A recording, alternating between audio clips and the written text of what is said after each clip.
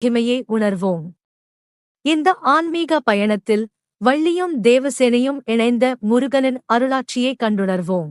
திருமுருகாற்றுப்படை நக்கீரர் இயற்றிய சங்க இலக்கியம் முருகனின் 6 வீடுகளை வர்ணிக்கும் அரிய பக்தி நூல்.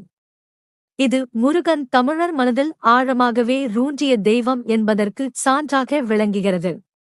வேல்தடிந்த வென்றிவேந்தே தினை வேணுவி வள்ளியோடு விளையாடும் மலையகத்தோனே எனும் பாடல் இதனை உறுதிப்படுத்துகிறது. முருகனின் இருமனைவியர் வள்ளி வேடர்குலத்தில் அவதரித்தார். மலைக்காடுகளில் விளையாடி முருகனின் அன்பில் மூழ்கிய பரமபக்தே. தேவசேனா இந்திரனின் தத்தமகளாக வளர்ந்த தெய்வீக கன்னிகை, தெய்வீக நியதியின் வடிவமாக விளங்கும் அருள்மூர்த்தி. சங்க காலத்தில் முருகன் வள்ளியுடன் விளையாடும் மலைக்கடவுளாக போற்றப்பட்டார். இது தமிழர் தொன்மத்தின் ஆழத்தை எடுத்துரைக்கிறது. முருகன் வழிபாடு